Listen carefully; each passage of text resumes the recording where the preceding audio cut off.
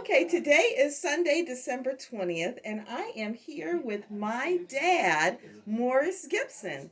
And I'm just going to let him talk and say whatever he wants to talk about. I'll start you off, though, Dad. Yeah. Yeah, tell us about your childhood.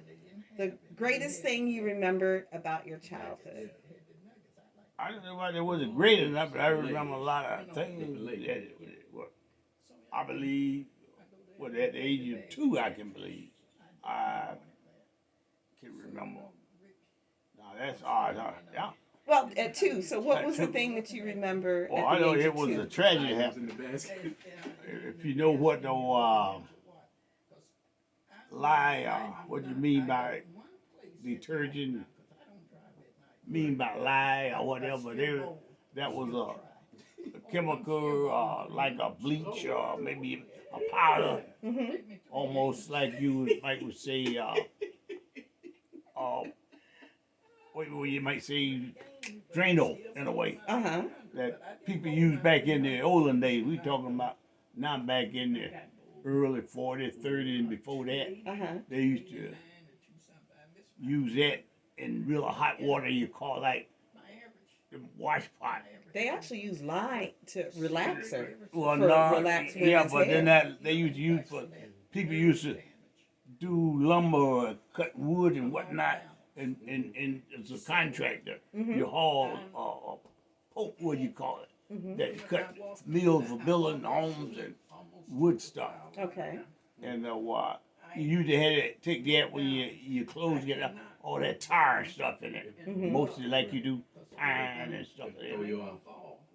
And most you get tar in it, and you hot you keep that, you boil it before you wash your clothes, Okay. and that way get that grease, that tar, jelly, whatever you glue, whatever you have out of it. Mm-hmm. But it's my mother had that can of lye sitting next to the door on the porch, Mm-hmm. and she was doing like mixing and whatever detergent, and I was real young. I remember that idea that I remember the stuff that they told me. I remember this Mm-hmm. because at the time there, I was eating that. And she looked around and caught me eating it. Saw me eating it. Eating the lye? Eating that lye, and I was eating that lye and everything, and the panic.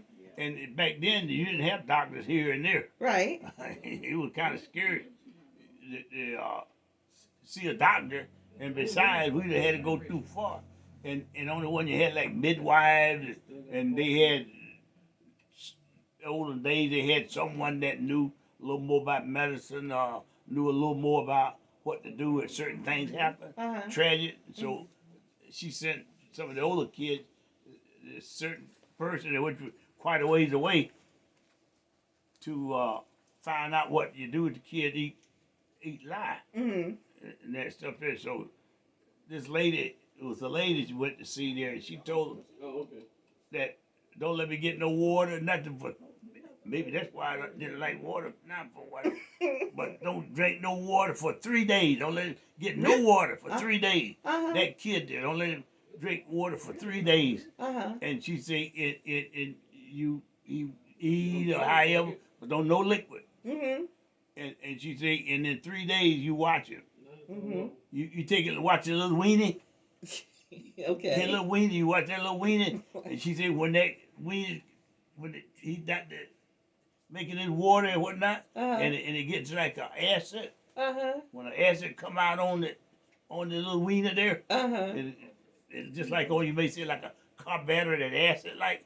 She said when that turn and come out the acid like that, she says okay, he's all clear. Oh my See, goodness. that went through his system, and so therefore at that time there, that was I remember that I never forget that because that was burning that burnt and that cleared up and ever since that part there I remember that. Yeah. Now I just learned and now I'm 83 years old and I just kind of figure out what people call me my nickname. It is Pigeon. My twin brother, it was Jack, but that's a different story. Jack and Pigeon, they know who them twin were. But why were you Pigeon? Sarah Morris and Horton. I just thought about that. I'm 83 years old now. I just thought about that about a month ago. I said, I know why they called me Pigeon every day now. I said, it was hard for me to learn which. I'm not the type of person that like to lie. And I was the type of person there when we lived out in the country from South Carolina. We had chicken, we had hog eggs, we had all that stuff. But when the chicken, you'd walk around the house there, and stores was in the country. The store wasn't plentiful. And it might sound funny to you, but it happened. And I was walking around, I would see this chocolate stuff on the ground. Yeah, and I thought maybe some candy somebody didn't like. Oh no! And it was kind of hard to wean away from that, but it didn't take too long to clear it up. It was a bitch to get that off. So you was eating pigeon poop? Is that basically what you're saying? Chicken poop. Chicken poop. It was brown. It looked like chocolate candy somebody didn't want. No. And I did that quite a few times. It was a long time before I let go. All the time it wasn't the same color. Okay. And I don't know. There's a lot of little things I would be doing there. And I was just saying, they said, well, what that got to do with whatever like that? I say, Pigeon, I say, they probably I think I would just pick up too much. I would eat on too much. Eat ass. Like a pigeon. Eat, lie, I would pick up, I be around picking up stuff. I said, that's why they call me Pigeon. I said, I couldn't figure that one out. Where they get that name Pigeon from? People asked me and I didn't know. Yeah. Well, let's talk about the more positive things about, you've told us some stories of some of your inventions. Inventions. Tell me about I tell about when I was 5 years old, and I go up from the 5 years old. Somebody remember that. Birthday June the 28th down there.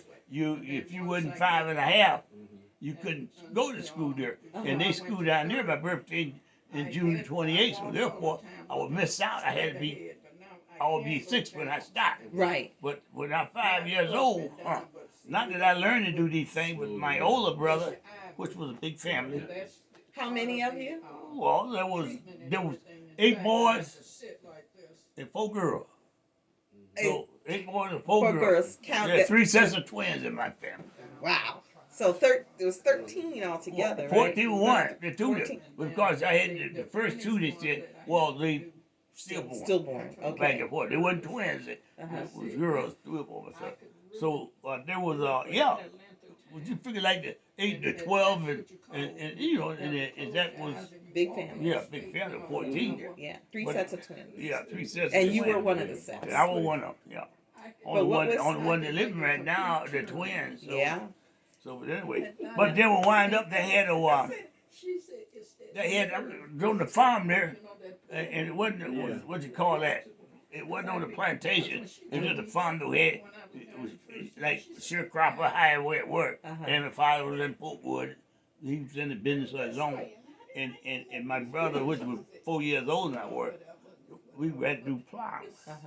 We were my father bought me a mule, 2-year-old, and bought my twin brother 2-year-old. And see, like my twin brother got the best mule, and I got a bad one, which he was a mean one. And it just couldn't do that to us. Did you name him? No, we didn't name it, but one of them had a white mouth, the other mouth was a brown one, just regular. So he was a bad one. Why was he bad? He was just bad. He would kick you. Just he would do a lot of things. You never could ride him. You could ride the other one. But anyway, we'd be plowing, and we plowed. At 5 years old, there's a whole lot of things I did when I was young. I mean, I did not like grown up, but I did like I knew what I was doing. Right. And I used to try to make it mine, and maybe you couldn't understand what I was telling, like G and Ha. You know, that was you playing. Then you're trying to plow like cotton, corn, and you would tell them when you wanted to go a little bit more, stay on the right a little bit when he patient, going right along, and you're not coming down off of that little ridge, and saying going to the right or to the left, and you want to go to the right. You say he, G, from one to the right hard to the other. And they would learn that. They would learn that. They would go, but this something they wouldn't do it. And he would not be fighting that little flock, couldn't reach it. And my brother would be gone doing other stuff and plowing and everything else. And he just wouldn't listen to me. I was small. I would go around there and grab that mule, and I couldn't hardly reach his head. His mouth, and I pull him down. And since he couldn't hear me back then, I couldn't hit him all the way. I took and bite him on the lip. You bit the mule on the lip. I just bite him. I told you, I was doing a lot of things. He wouldn't listen. So I bite him on the lip, go back there and then tell him, I tell you, gee now. I said, ha. And he seemed like he would do a little better. I was mad anyway. And we going through all that, but I did a lot of these little things like, I remember some wagon. I remember you were telling me your first invention was... Yeah, it was a big little wagon and big little... It was something I remember you telling me about, that you made it because you knew you needed something that you... No, this in Washington, D.C. I was older by then. Oh, a job. Job, that shit, taking groceries. Yeah. There were years after that. But tell I me had about just that. a lot of things for that. But anyway, you make little buggy, little thing, like cart thing, make little things, different little stuff there. And it was the same way then when we were real young, we had a goat. And built, they call fish box. There's a big thing, almost like a boat for maybe like a little kid. But this time here with a big wood. A big square thing like maybe 18 by 36 and maybe 18 tall. You used to buy the fish back in them days. When people didn't have plenty of damn refrigerator. They had ice box. Well, anyway, we had one of them big boxes like that. And it would make wheels and stuff like that. The old car, parts off generators and stuff like that. And wheels make. And I used to we put wheels and stuff. Anything we get make a wheel out of, an old wagon that you had one, and you put that on the fish box. We had a goat. We used to take him back and forth. Well, uptown we had to go like almost 3 miles, walk uptown. We'll get that when the parents are going with the car, or he'd be going places to work. Sometimes they go until the weekend. And we was younger, and we took care of, other things.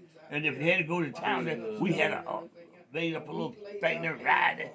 Go there and take him to town. You hitched the goat. You hitched this wagon thing on the take goat. him back and forth. Yeah, back in, what was it, 45 or 40. Back in that one, anyway, thing was bad. Almost inflation, was bad there. Depression, you mean? Depression. Yeah. And you couldn't, you wasn't allowed to eat. You wasn't allowed to have livestock. You wasn't allowed to kill them. You had to save. You had to save. Yeah, you had to save farm. You couldn't eat. You couldn't kill. Eat your own livestock. You couldn't kill your own livestock.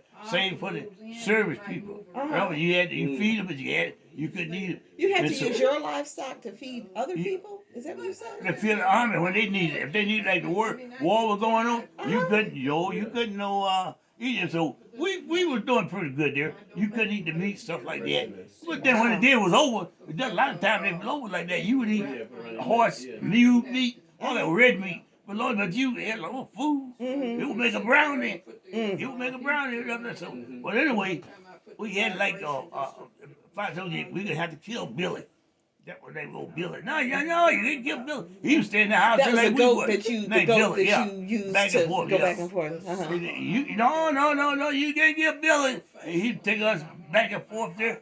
Shoot, we didn't have to carry that and drag it when we come back down or whatever we had. And one day we went someplace here, and we came back, and we looked up there. We lived on the main road.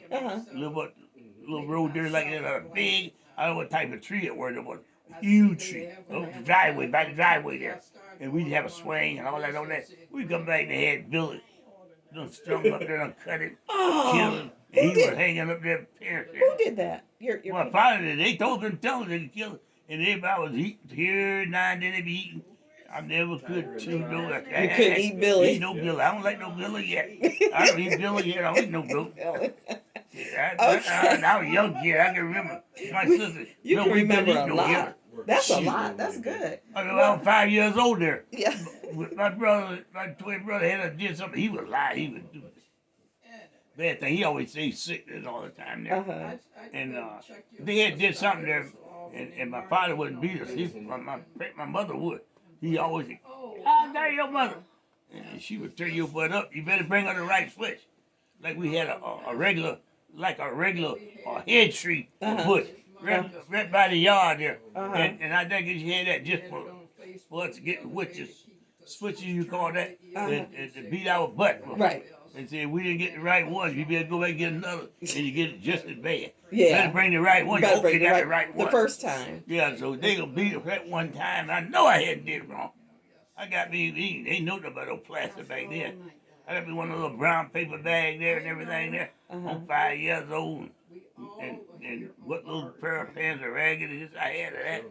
Put it in that bag and I go for a mile, about a half a mile away. Oh, you running away? Yeah, I'm leaving. Oh, you were running I went away. back there and went around that plantation. Them other people out there, whatnot, they said, oh, they called it, who, Mr. Williams, burnt down, they been now. That's about bad, that black man going to that white man up there. When you go to those people, you go to more black folks up there, and we was outstanding people. And they knew because they knew we had who you were. two vehicles. Yeah. And some of the plantation people, they had no vehicle. Okay. And you be like, oh no, my father, a lot of the people worked when the season was over. For them, they worked with my father in different places. And I go there, yeah, you better get back there, brother. You better get back down there. So they were kind of scared to even try to take me back there. Oh. Because, shoot, I stay way there until about dark, almost dark. They said, you better go back. I come back there and everybody was glad to see me. Oh, they didn't you ain't getting no whooping? I ain't getting no whooping. I got a good one before. Okay. So I ain't getting no more whooping. So. Well, I'm going to stop you here because I think, something else that popped up here. I'm going to stop you here because as you see, you've got a lot of stories. Oh, so we just gonna stop at this one, and we will continue this another time. This is chapter 1. Thank you. When I went to DC, Washington. Wait a minute. I'm trying to turn.